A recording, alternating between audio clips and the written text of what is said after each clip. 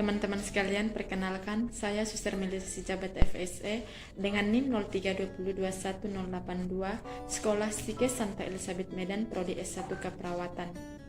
Baiklah teman-teman, pada pertemuan ini saya ingin membagikan materi tentang anatomi fisiologi sistem penginderaan. Anatomi fisiologi sistem penginderaan. Sistem indera adalah bagian dari sistem saraf yang berfungsi untuk proses informasi. Di dalam sistem indera terdapat jalur saraf dan bagian dari otak ikut serta dalam tanggapan indera. Nah, bagian-bagian dari sistem penginderaan yang pertama yaitu indera penglihatan.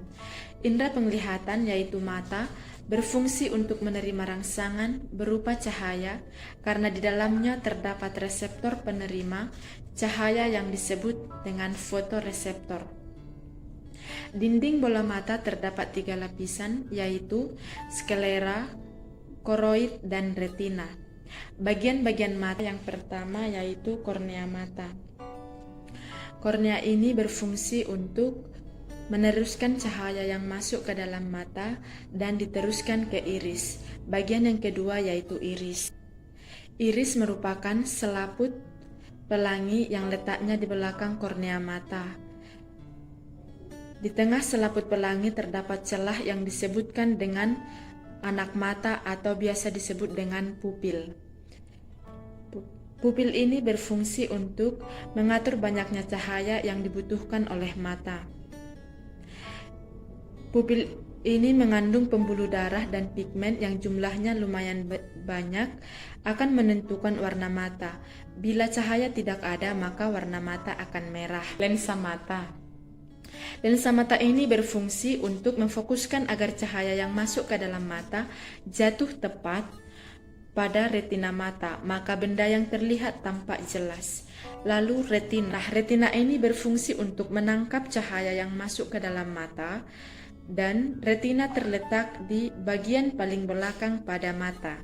Saraf optik atau saraf mata.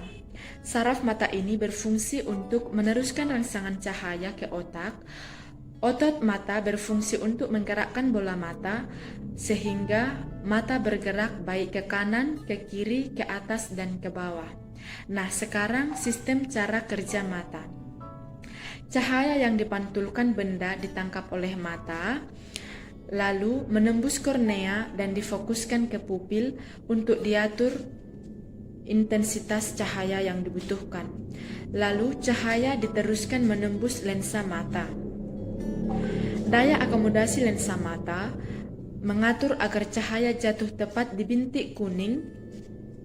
Bintik kuning menerima cahaya melalui sel kerucut dan sel batang, lalu disampaikan ke otak. Informasi diolah oleh otak sehingga mata kita dapat melihat.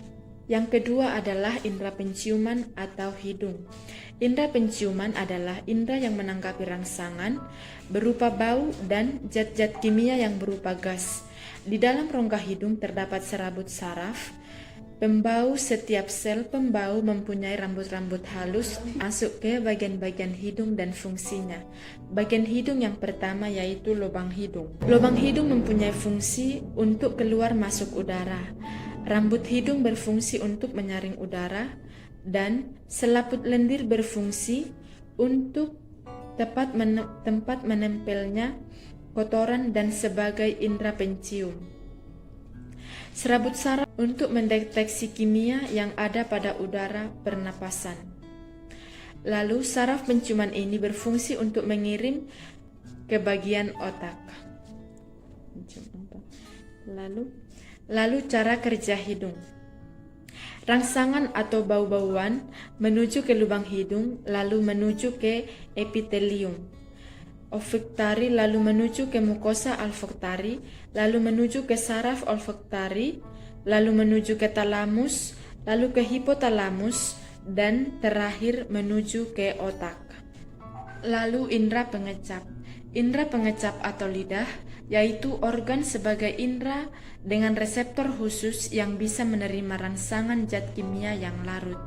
Cara kerja lidah yaitu makanan atau larutan berasa menuju ke papilia lidah, lalu menuju ke saraf gustatori, lalu menuju ke medula oblongata, lalu menuju ke talamus, dan berakhir menuju ke otak.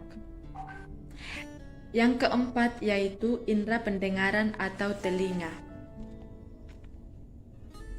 Indera pendengaran atau telinga ini adalah organ yang berfungsi untuk mengatur pendengaran suara atau bunyi suara yang dapat didengar berfrekuensi antara 20 sampai 20 ribu getaran per detik. Telinga manusia terdiri dari 3 bagian, yaitu telinga bagian luar, telinga bagian tengah, dan telinga bagian dalam. Fungsi bagian telinga ini yang pertama yaitu daun telinga. Daun telinga, lubang telinga, dan liang pendengaran berfungsi untuk menangkap dan mengumpulkan suatu gelombang bunyi. Lalu gendang telinga berfungsi untuk menerima sebuah rangsang bunyi dan meneruskannya ke dalam telinga yang lebih dalam. Lalu 3 tulang pendengaran. 3 tulang pendengaran yaitu tulang martil, landasan, sagurdi berfungsi untuk memperkuat sebuah getaran dan meneruskan ke koklea ataupun rumah siput. Tingkap jorong, tingkap bundar, 3 saluran di tengah lingkaran dan koklea rumah siput berfungsi untuk mengubah impuls dan diteruskan ke dalam otak. Saluran Castadius berfungsi untuk menghubungkan rangsangan mulut dan telinga bagian luar. Cara kerja telinga yaitu suara yang kita dengar akan ditangkap oleh daun telinga, kemudian sampai ke gendang telinga, sehingga membuat gendang telinga bergetar. Getaran ini akan diteruskan oleh 3 tulang pendengaran ke tingkap jorong dan diteruskan ke rumah siput. Di dalam rumah siput, cairan limfe akan bergetar sehingga merangsang ujung saraf. Lalu indera peraba. Indera peraba adalah 1 dari 5 panca indera manusia yang membuat kita bisa merasakan sesuatu yang kasar, halus, lembut, dan panas juga dan dingin dari permukaan benda melalui bagian tubuh manusia yaitu kulit. Kulit manusia ini bisa merasakan segala jenis yaitu perasaan sakit, perasaan tekstur, tekanan, dan gerakan. Bagian-bagian kulit manusia dan fungsinya yang pertama yaitu kulit ari. Kulit ari ini berfungsi untuk mencegah masuknya penyakit-penyakit ke dalam tubuh melalui penguapan air dalam tubuh. Lalu kelenjar keringat. Kelenjar keringat ini berfungsi untuk mengeluarkan keringat dari dalam tubuh. Lalu lapisan lemak. Lapisan lemak ini berfungsi untuk menghangatkan tubuh.